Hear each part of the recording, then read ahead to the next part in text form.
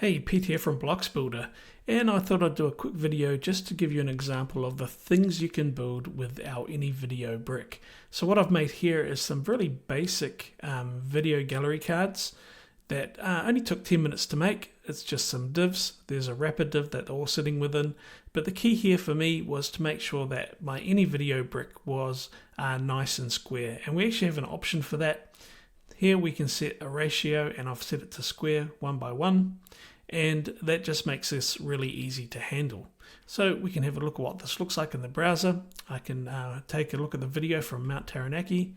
This is one of the volcanoes in New Zealand, which has amazing views. And we've also can take a look at the video for the Tongariro National Park, which has an amazing tramp you can do across active volcanic ground, and again, amazing views. This is just some of the great things in New Zealand.